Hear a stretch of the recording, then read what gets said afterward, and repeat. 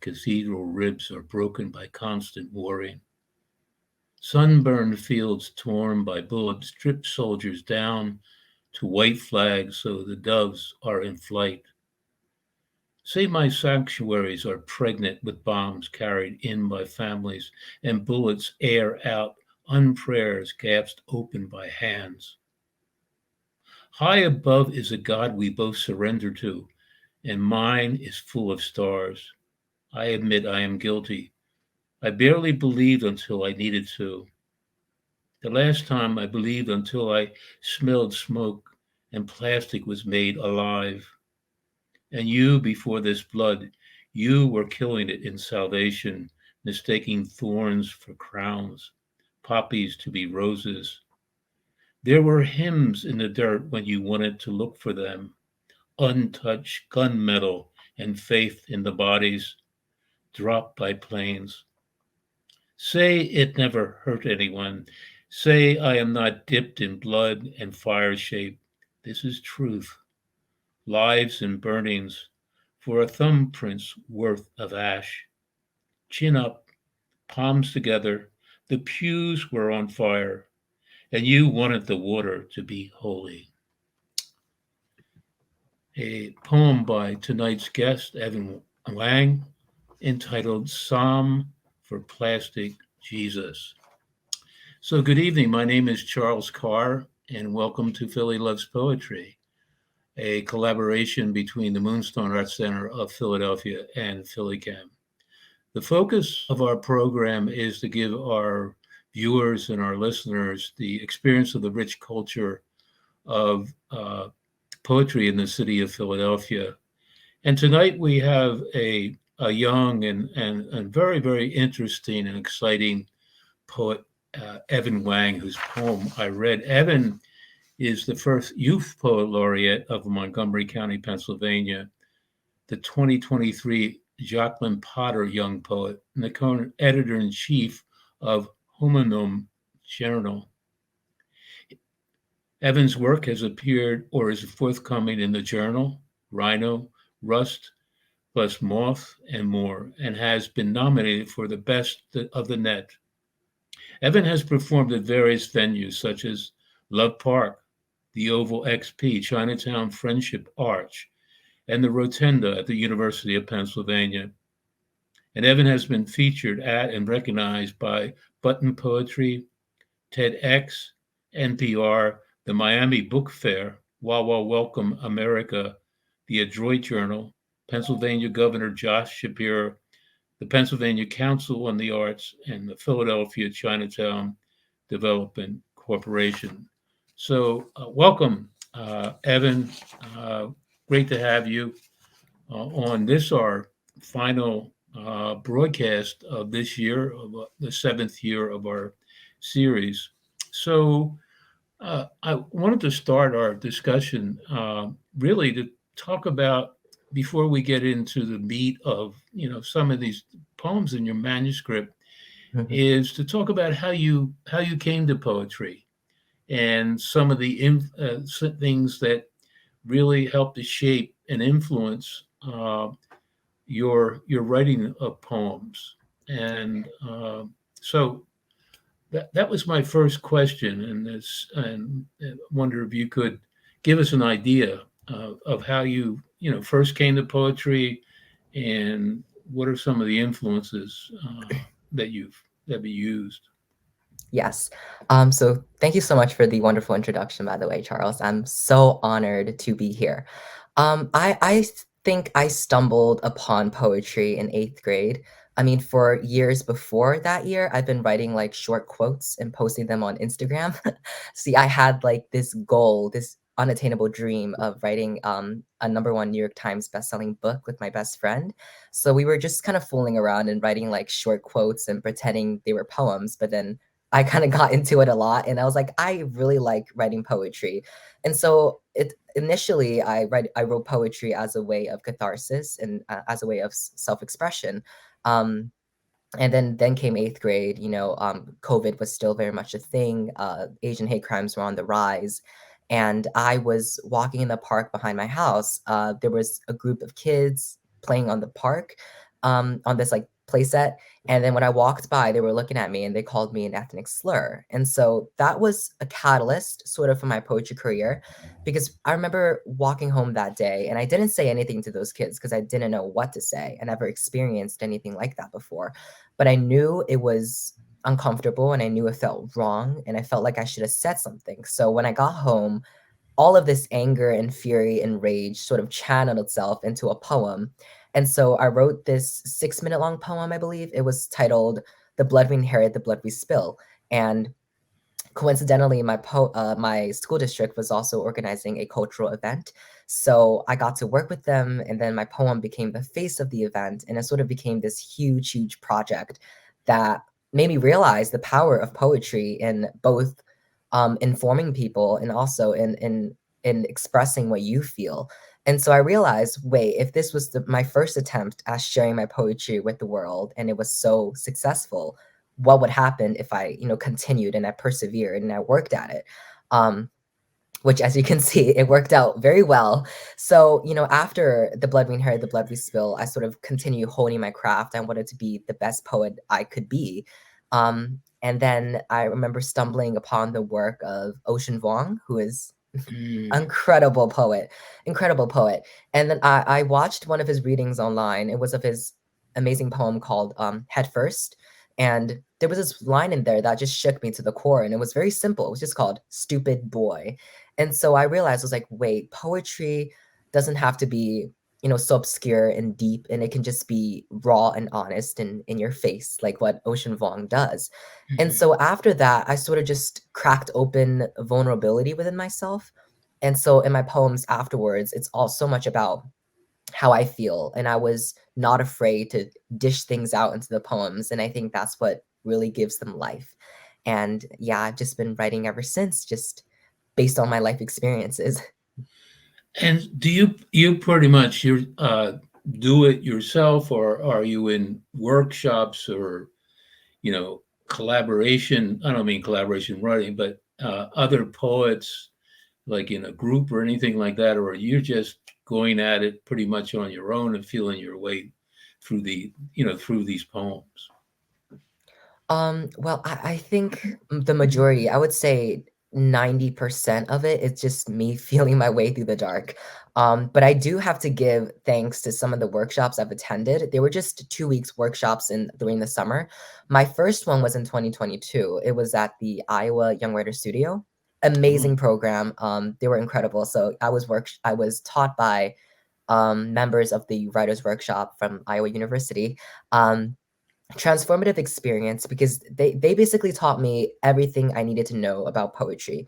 Prior to that workshop, I had no clue about anything regarding technique and craft because I was self-taught. So I had no clue. But then afterwards, I learned about form, I learned about intent, and then circling around the thing in the poem and getting close to it, but not really touching it. And so a lot of the spirit of my poetry came from Iowa. And ever since then, I've attended other programs, but none have been as influential as Iowa. Um, so I have to give my gratitude to that program. But otherwise, it's really just me trial and erroring. wow.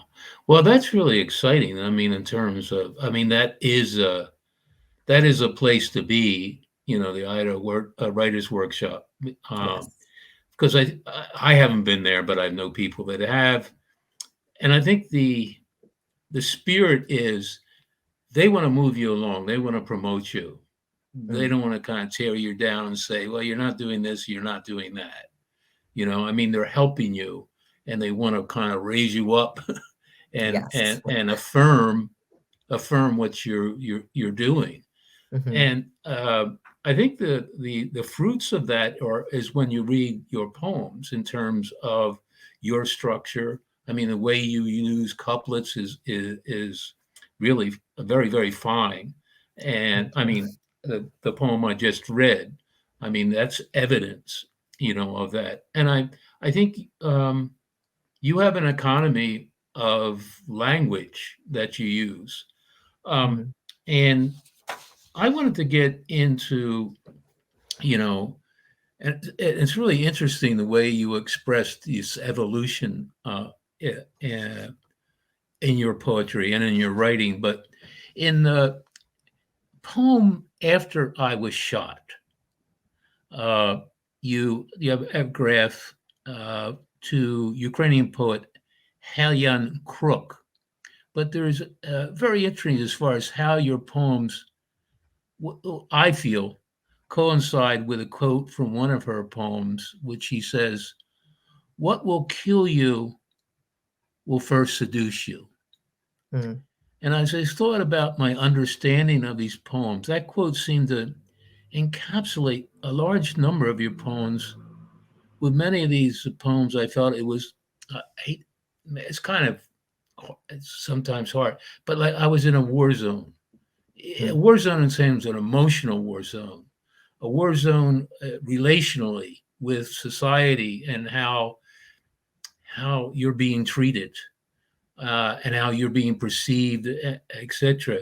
mm, And even in this one poem in Boy Ghost Requiem, the word slaughter is used 10 times, and I wonder whether that was. I mean, it's very forceful. And I was mhm, wondering, people usually don't, people that read poems and critic poems, they say, "What? You can't be using that word that many times." I mean, I've Yes. been in workshops, I've been evicted. Oh, you already used that like once or twice. You can't use it again. But Mhm, your use of that in that poem is very, very effective. And there are other images, graveyards, gravestones. mhm, Um, so, can you talk about, what your hope was in this collection of what your reader would take away, from these poems? mm. Yeah, I think a war zone is quite the description. I love that. I think it perfectly sums it up. My this current manuscript I have, it's really centered around love in both Asian and queer communities, and the overlap in that they both carry this quietude with them. In Asian communities, affection is not displayed. It's sort of displayed through actions rather than words. And in the same way, in the queer community, affection is not displayed publicly. Historically, it has not been possible for that to be, displayed publicly. And so now so much of that love is displayed as lust instead. And so in both ways, love is so much repressed in both communities. And as a teenager who's part of both communities, I feel like once you're navigating through emotions and vulnerability and love, there's so much emotional turmoil and confusion that might occur. And so, in that way, perhaps love to me often feels like a war zone. And with my poems, I'm really trying to navigate through that. And with Boy Ghost Requiem, the consistent and ceaseless mention of slaughter, I really wanted to bring forth the violence of sometimes love, the subtle violence of love that a lot of people don't see. Um, Mhm. because what I'm trying to let the reader know is sort of raising awareness. I want people who are part of these communities to feel seen because many times I don't feel like love in Asian and queer communities are represented in the way I want it to be. And I realize that if I want to see it represented, I must be that representation. And so my poems are really trying to bring that to the forefront and bringing these I wouldn't say problems, but these problems of love to this into the spotlight, and to, like I said, address these issues of such as like hookup culture and people and like queer people liking people who are many times violent, but that's just the way like somehow the culture has formed around like that we find that attractive. Mhm. Um, which is what Boy Ghost Requiem is sort of all about. Like there's this so much violence with this guy in the poem, but still you can't help it. You still like him. So that's Mhm. yeah. And there is the violence and the feeling of the physical violence, but there's Mm-hmm. also this emotional violence that seems in these poems that is much more devastating than Mm, the physical violence. In the fact that this, what I'll call it, non-physical violence of these love relationships are more powerful in affecting a person than if let somebody slug them or something like that, or Yes. a rough love or whatever you want to call it. And that really comes through in these poems. And what also, and again, in another poem, which I really enjoyed, Muse for Night, Mm, there's another line, once again, if I reflect back on it, and I said, it's a fabulous line, and it's a very short line. Hurt is the only verb I understand. I mean, wow. mm, I mean, and so if I take that with, within the context of this whole body of work, it's almost like a theme. I mean, it's like a mhm. theme, an epigraph for the whole. Can you talk about that and how you have built upon that, in these poems? Yeah, of course. So glad you enjoyed Muse for Night. That's a poem I actually really liked, but I was afraid it was too short. Mm-hmm. The line, "Hurt is the only verb I understand." I had a lot of dilemma with that line because it originally was "Hurt is the only verb I know." Then I was trying to see, it was like the difference between understand and know is that understand is sort of you're digging deeper into hurt, and it's sort of like communication in a way. Um, and so I was thinking about hurt as a form of communication through relationships. Mm-hmm. Because, like I said, in the face of love, and that there is so much silent, subtle violence behind relationships and love, um, hurt as a form of communication is crucial because love oftentimes is, hold on, let me gather my thoughts. Mm-hmm. Um, because love oftentimes, like I said, it's full of violence, and so her as a form of communication really informs some of the actions being done. And so, wait, I had Mm-hmm. a trail of thought, and I'm trying to Right. verb.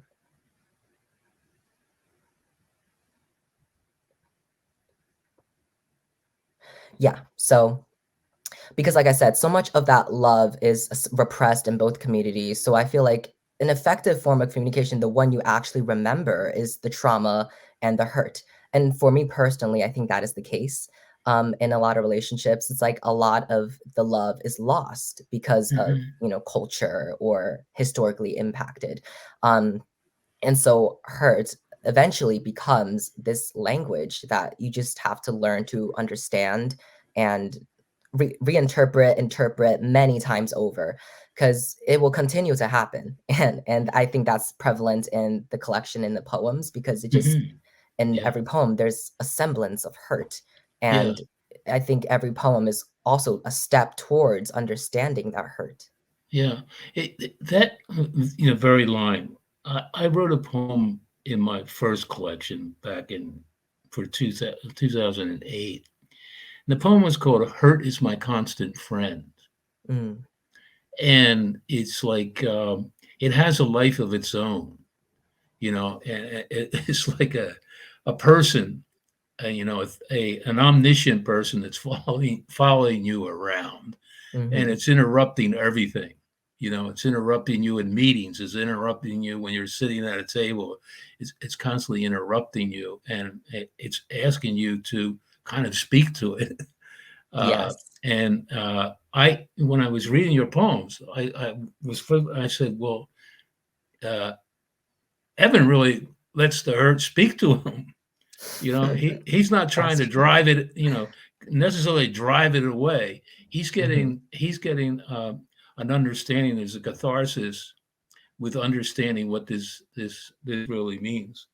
mhm. Um, the other, there's so many facets. I mean, half an hour to discuss some of these is the fact that you're an American gay Asian young man, and Yeah, what I call it the hyphenated existence in America now, uh, whatever group it is. But you are, there's more than just Asian American. There's the other that comes into play. But in saying that, when I read your poems, if you didn't say, "Look, I am Asian," I would have felt that I'm reading poems from somebody that has a relationship with Mm, Asian poems, and I mm, can't tell you why I come to that conclusion, but it's it's there, and it reminds me of I've reading a book by an author by the name of Viet Thanh Nguyen, and it's called A Man of Two Faces. mhm. And the things that you have put in your poems, he in a memoir is expanding it a lot. And as I was reading your poems, I was thinking of, you know, his experiences are the same, but you kind of summarize a lot of this in these poems. So both in an influence of that heritage of yours that you bring into that. Can you talk about that? Yes, in a lot of my poems, I actually utilize Mandarin characters because Right. I feel like there is a severe lack of contemporary Chinese poets in China due to many reasons.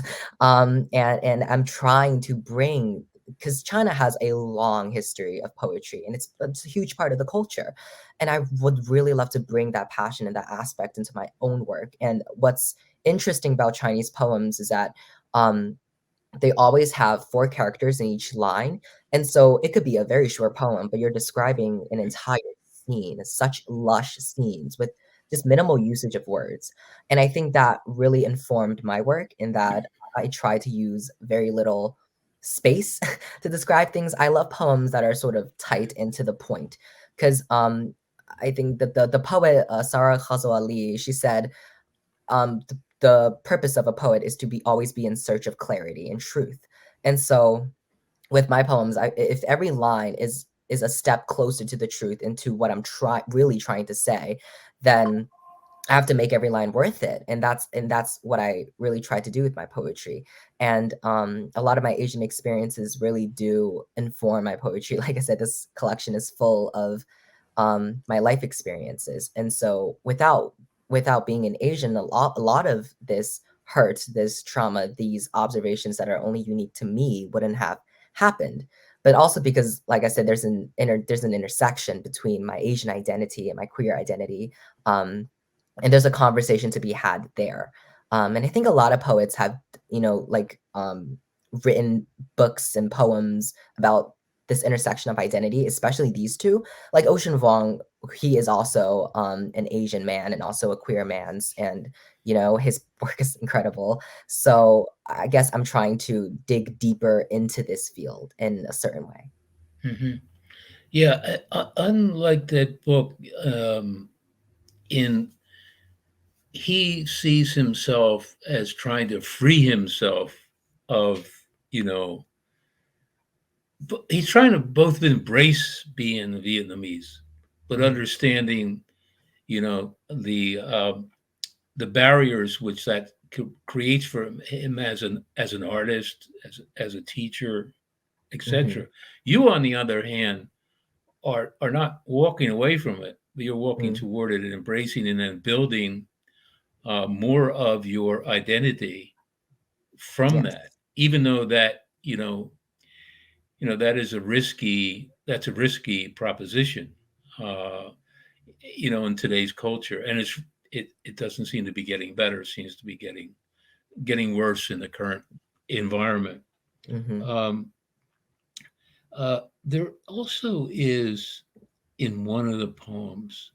It's really a wonderful line. And talking about in Mid Autumn Sonata, you write, unlike an American, I crack open the lotus of my mouth only to find in its place my grandmother's lecture on being the good son.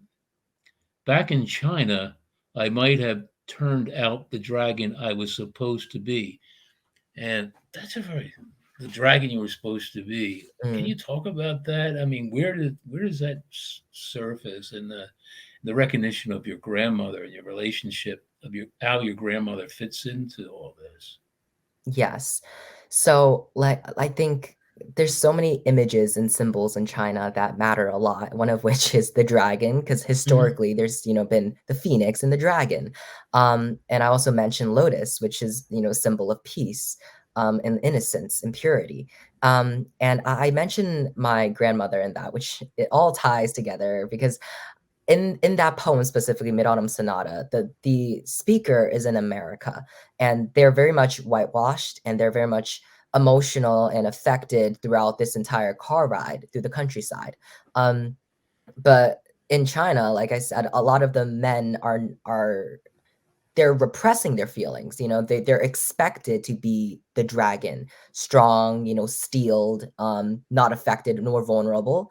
And so in this case, the speaker is sort of a direct the antithesis of what the dragon should be. And so the speaker sort of concurs with the question is like, what if they were raised in China?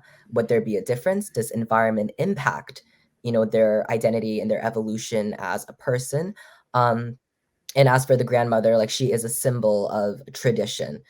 She's based after my actual grandmother, because whenever like what if my parents were to have a fight or whatever, my grandmother would always tell me, she's like, you have to be the good son, you have to, calm the situation down. That's what your role as a son should be. And perhaps that is the case in China, but in America, that is not the case. Um, and so that's why I said, unlike an American, I crack open the lotus of my mouth. And Mhm. so there's this overlap of culture, which I also explain in one of my poems that we'll read later. It's called New Tradition, in which traditions and cultures really clash, and you have to pick which ones you will embrace and which ones you'll leave behind. And I think that poem is really expressing the emotional turmoil of all of that. Yeah.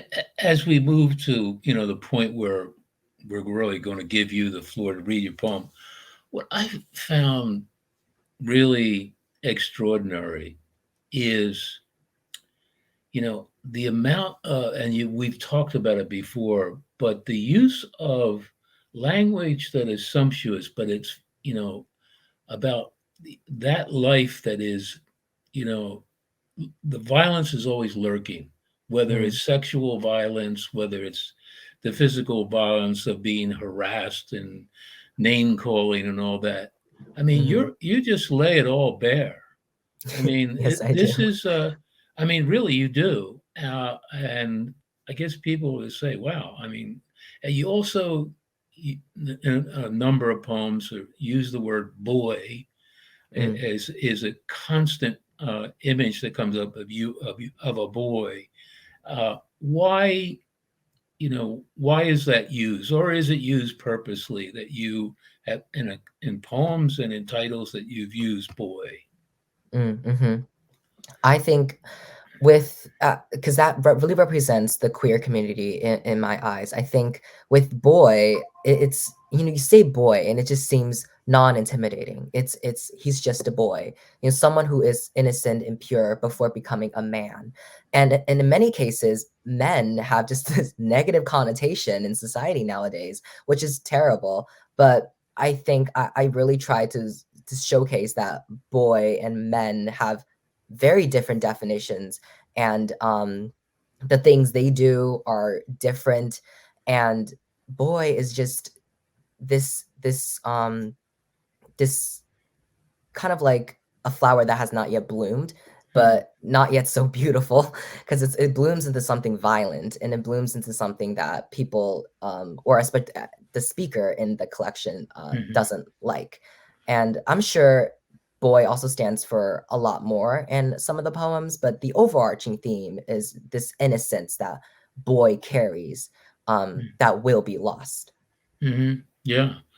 Um, so we're really reaching that point where we want to put you stage front so you can read your wonderful poems and our Yes. audience can get an opportunity to hear you read your poems. So I'm going to turn it over to you. It was a fascinating discussion with you.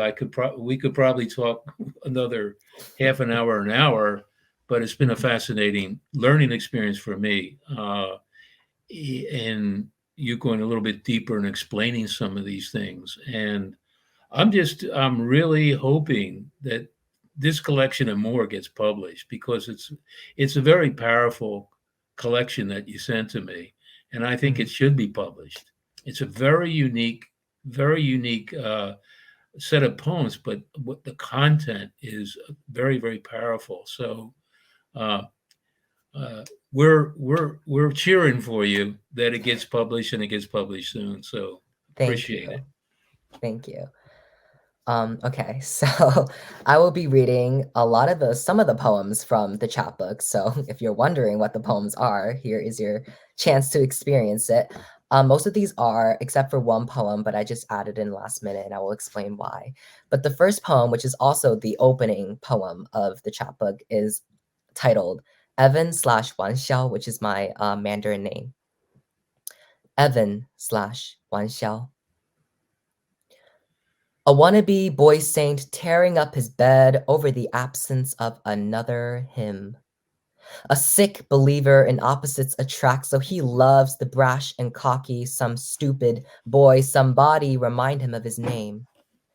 It is not smooth skin slick with sweat and sticky, but ordinary, and like dried paint flaking off the windowsill of stained glass, where he kneeled for another god. Call me Evan, he'd say, as if. As if it meant anything but an open bedroom door for night men to exact their crucifixion. Evan was a name given by two immigrants who haven't a clue of English but knew Evan was popular, and how that has changed, and how his name named him.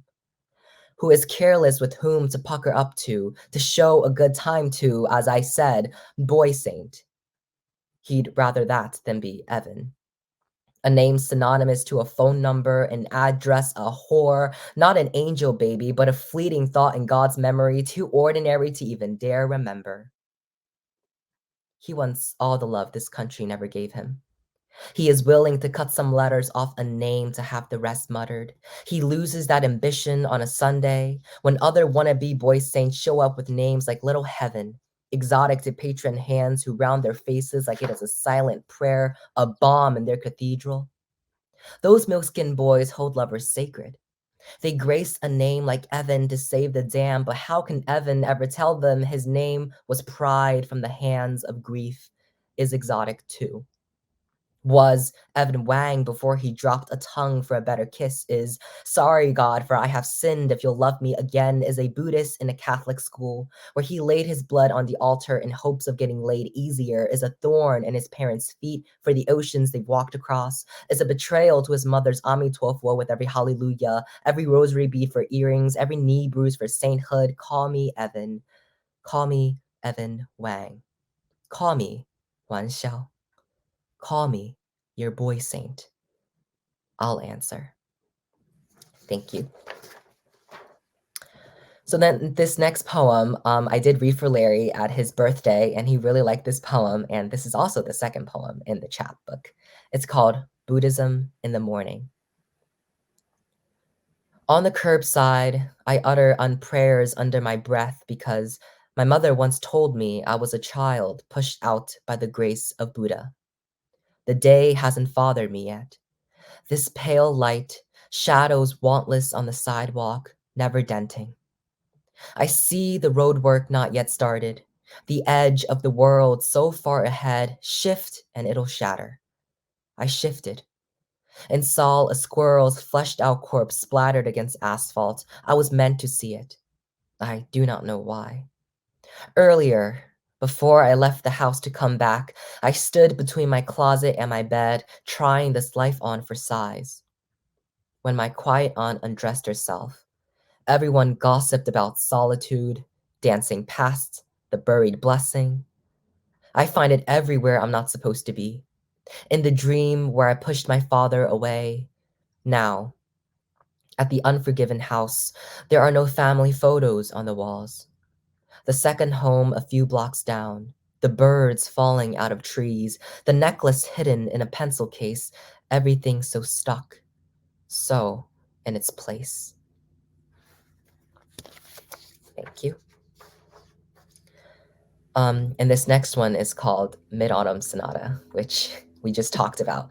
It's inspired by the Chinese myth of Chang'e, which sort of inspires the whole Mid-Autumn Festival.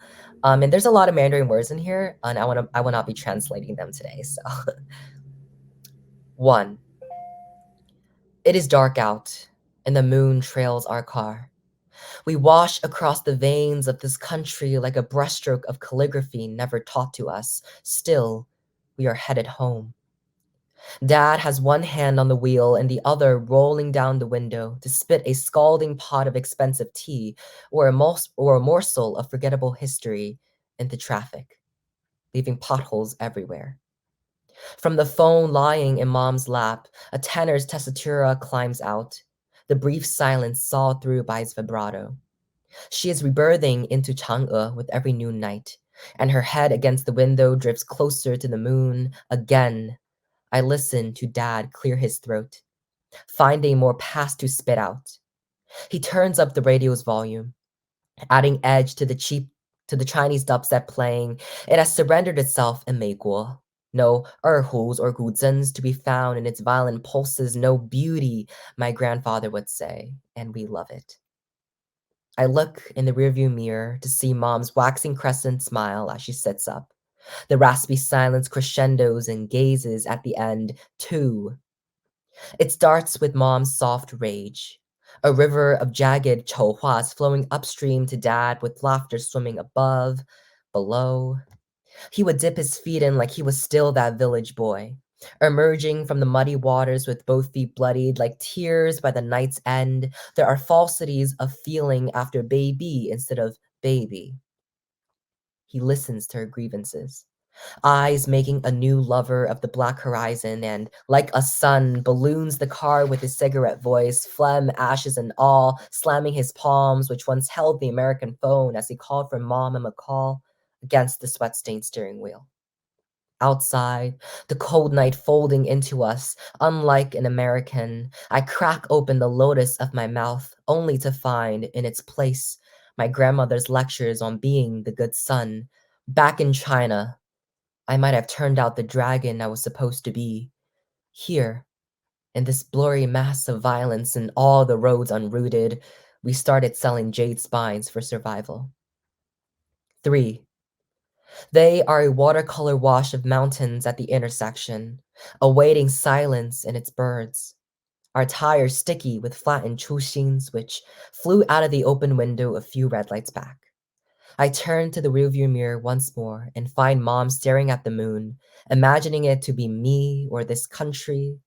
Her throat now shot by Ho-E. There are not many moons left of this. Back when she was a lotus and macaw and moonless, she would listen to Dad recite poems at the pond's edge. So much has waned. They were in love once, and I was not here. I was not here, and they were in love. In the beginning, there is always love. With the radio still playing dubstep, the Chinese star in Mom's phone straining for a note out of his reach, muddying his tone raspy, we pull into our driveway with morning chirps, the moon fighting for more sky. In China, there is still sun. Thank you. It's a long poem. This next one is called 新传统, which means new tradition. Let it be known, we circled, barefooted, the parking lot, searching for our car, last seen by villagers to be ferrying torsos across a river, no matter. The living do what they know best. From this foreign shore I call street, I hand body parts to you for wear.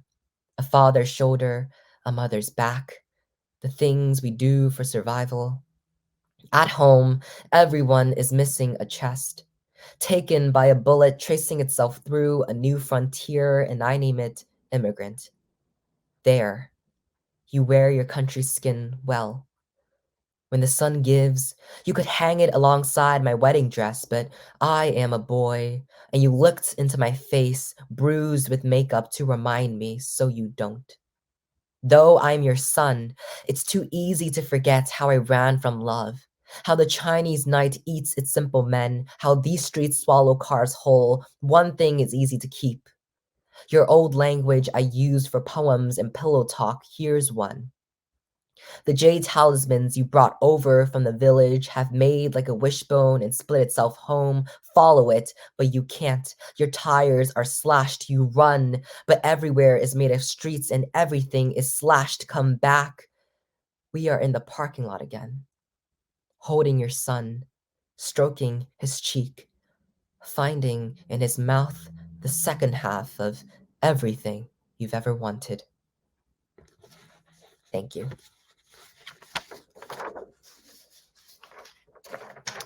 All right, this next one I like to consider my magnum opus. I wrote this at my time at the Iowa Young Writers Studio, and it's now forthcoming in the journal alongside Victoria Chang. So Wow. very excited about that. But this is a sonnet, and I add M dashes in there, so it's very like Dickinsonian sonnet. It's called Dog Ears, and there are Mandarin words in here, but I can quickly translate them. There is 咬我, which means bite me, and 留我, which means keep me / leave me. Dog ears. The sheer veil of this hour hides my bared teeth and lips licked raw. Behind the eye sit stars, undeclared like the dirt-filled hole beneath where your friends are buried. So look here, your attention is mine. Don't forget to dog ear my leg and give me my bone. Love you, human. Keep calling me good boy. Let's walk until you yawn, my mouth open for new treats to explore the accents of the tongue. 咬我,留我. Who do I think I am? My ancestors' feral hunger or rogue, like by your feet lies the perfect love poem. Dog-tired, on seeing meat, the lone hound fucks, but on seeing flesh, my two legs curl up. Thank you. Very fun sonnet. Okay, I wrote this poem this summer at my time at the Kenyon College. It was for their Young Writers Workshop. Gambier, Ohio, not the place to be. I hate it there. Nothing there but churches and fields and just pure boredom. So this poem is really written out of suffering. This is called Poem to Keep Me Company, after Gilad Jaffe and Stephanie Chang. Kenyon College, Gambier, Ohio. To get to hell quicker, I take the 64 steps between the gates of hell and the church of the Holy Ghost, crushing a field of clover with my feet, hurrying. I have no use for luck. Believe it or not, my origin myth began on church floors with wooden groans, absent when God trekked himself out of stained glass, out of every field of tall grass, both now unakin to me. I'd like to believe in no omens. Fat squirrels, field of deer, covenant of make-believe crows, let them die. Exit this pastoral house. Ask how a flower halfway cracked open looks like a mouth. Ask how bird feathers arrive like babes on doorsteps. Ask how bug corpses are abandoned in the corners of stairwells. Skies empty themselves above my graceyard, which I should start calling my graveyard, and on their way back to Earth, two birds circle each other to kill or kiss, I do not know. I believe in no good endings. No, I believe in nothing. Everything gone so to love me better. Because the Ohio rain is weak and terrifying, I let it pummel me. I offer up my blood to the insects. My fingers brushing the grass, snapping them for more touch. My God, I am doomed so thoroughly. Thank you. All right, this is titled Night Elegy.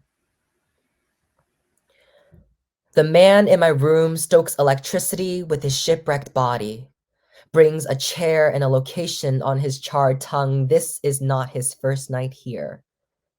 Years ago, I disguised my body as night, and he has lurked ever since. Standing in the grief between my open closet and unbroken bed, electricity arced down his body to revive the damages of his one perfectly fitted life.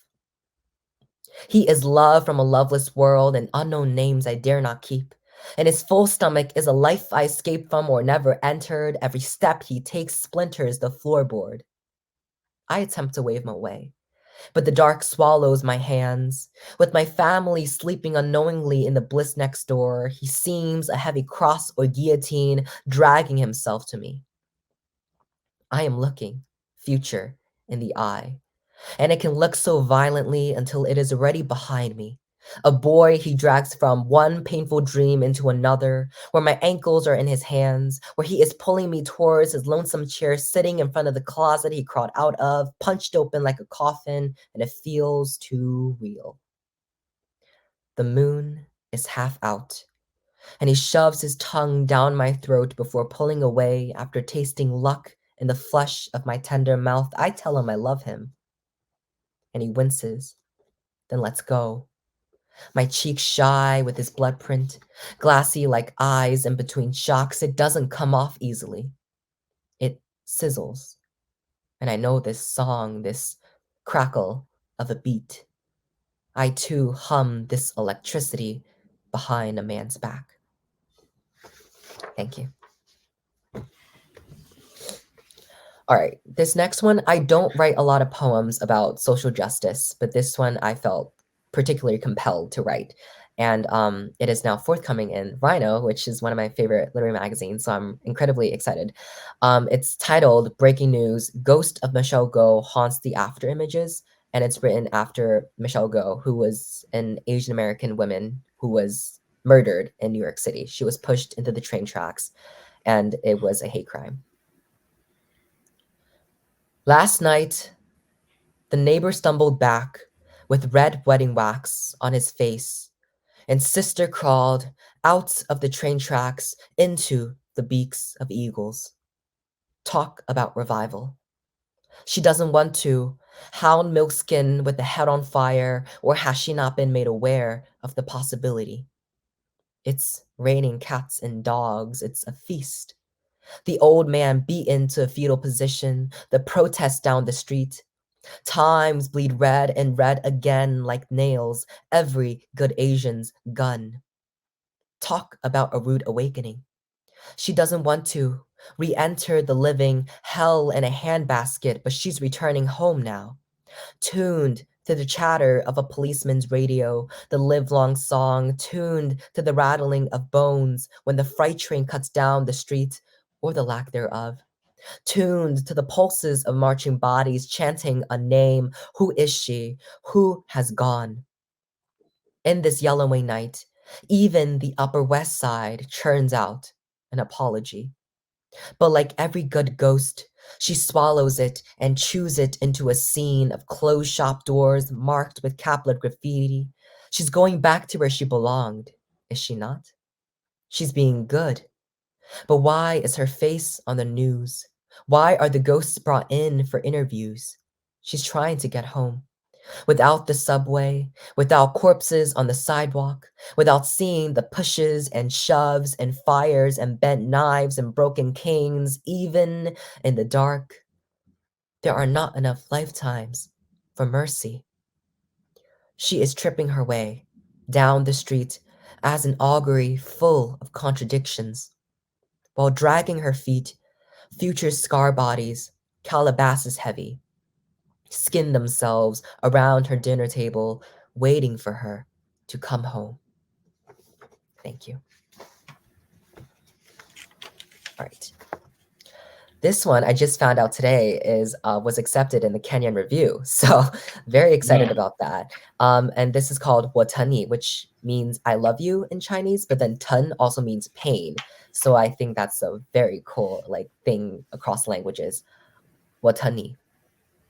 One. And to the body, be honest. What is more dangerous than mistaking you for a poem, for stanzas begged open, swallowing rain? Shouldn't you be heavy by now? You throw your heavy body against windows like an aged leaf, a meter of frustration. With me, don't you know pain rhymes with want? Texts like you are all headed for the same place, full of eyes and defined only by hunger. I'm asking you, where are you headed? To, and to the body, I admit. I've been writing you to become my favorite poem. Sorry. It's hardest to love as a poet, to love a poet, because all of my favorites were never my own. I had another before you. That one ran all around, shattered all of the windows it slammed itself against. It was then taken from me, and I needed another. Is it terrible to say I trade you in for more? You were always on your way out. Texts like you are always escaping, leaving, taken from me. One day, you're going to leave me, and I wouldn't know if I'll have another one of you. 3. And to the body. I'm pinching your couplets, running my fingers across the tercets of the mouth. There is no easy way to love a poem, but you know this. In the window you haven't been trying to break, but to hurt, there is nothing. It doesn't mirror. You and I both left half of ourselves in the womb.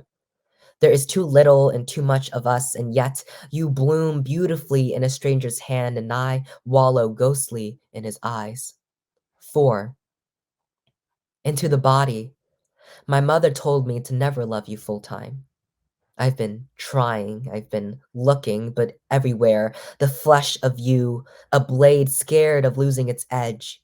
You are sharp even when our bed is at its softest. You are only as good as the world, as needed blades get.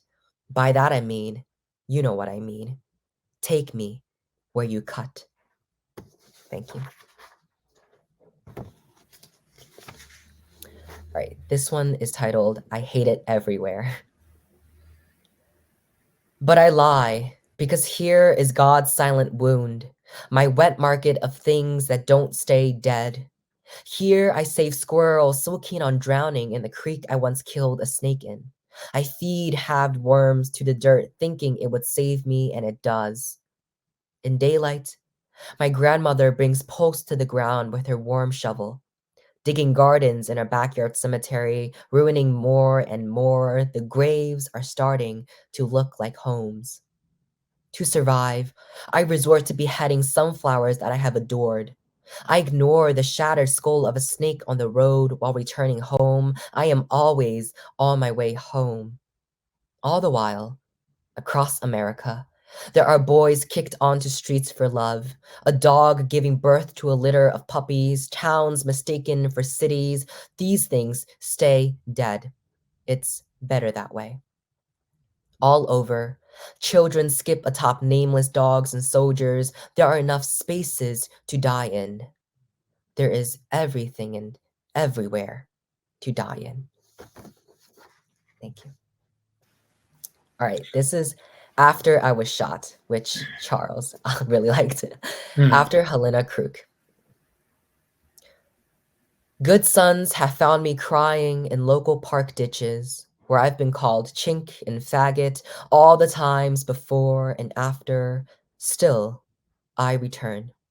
I keep trying like a good son, though not quite as good. I'm more bird than human, rolling in the mud I've made.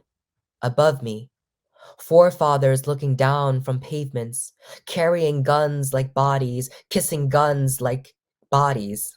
Or carrying guns like bodies, kissing guns like bodies. I let them repeat history. The flowering branches in my way snapped.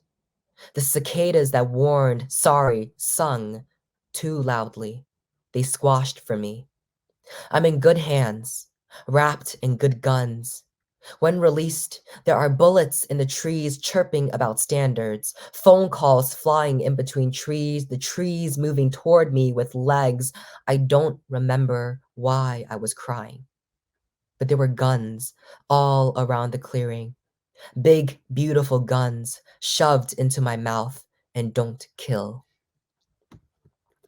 Thank you. I believe this is the second to last poem. Boy Ghost, for him. He thinks I'm nice. He's stupid, but I am too. On a whim, I asked him if he found me attractive. The answer doesn't matter, never mattered. All around, fireflies keep the cemetery company. Little bugs ballooning with light, cold to the touch. I'll never see them again. I'm getting nowhere. Nowhere is where I arrive at. These graves, laden with grace, I should take him here to feast. He told me he liked my writing. It is an offering of an offering of an offering. His voice, heavy like a headstone, like heaven. To kill or kiss, to fuck or to feel, I don't know. That is enough. I want to ask questions that will never be answered. I want to feel less real. Doesn't matter. I should shut up. I like his drink recommendations. So good. So sweet. Today, he ran his fingers through dirt and sticks for a poem. We were under a tree, hidden by its veil of leaves. It was warm. I thought, I want to leave this place half alive. A hole blasted through me, love crawling all over it. That will never be true. Nothing is true when I stare for a beat too long. He's been here before. He's been everywhere, laughing with his full chest. He balloons with light. All right, this last poem is titled Slow Burn, and it was very much inspired by Louise Glick, who I really admire, and I was truly heartbroken when I found out the news that she Yeah. passed away because I really wanted to meet her in the future. But her work lives on, and she lives on inside our Yeah. hearts. Slow Burn. What is a graveyard but a garden of corpses? What is a garden but a graveyard of flowers? That which you call love. I wiped off my body after quick sex. We met last night. I sent you my location and my body, a corpse flower. You traveled far to seed me, maybe to see me.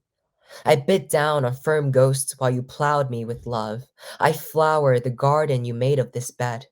I headstoned the mattress, tired in the morning light. This light, it is dead. Sometimes the dead love better than the living do.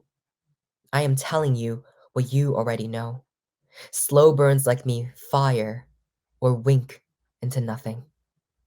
Thank you so much.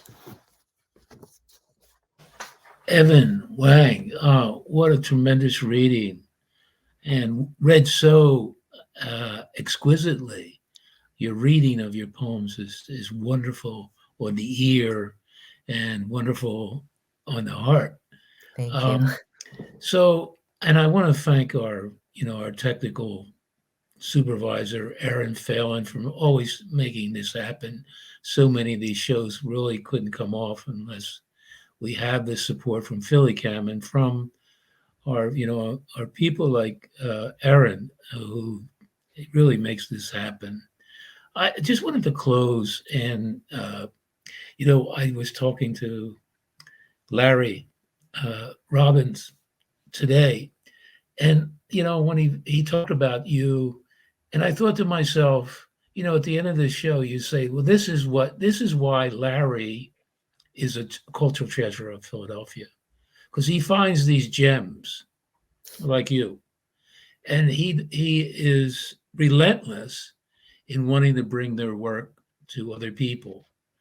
And I just ask people, Larry puts on all these readings, chapbooks, and anthologies.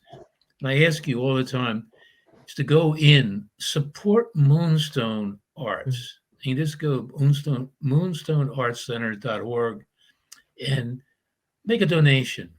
And if you can't do that, even trying to find out how you can help and where you can go to find more poetry. But Larry's a treasure, and Evan, you are a treasure. I really enjoyed having you, and I'm really going to follow you because I really think you are going to be a star.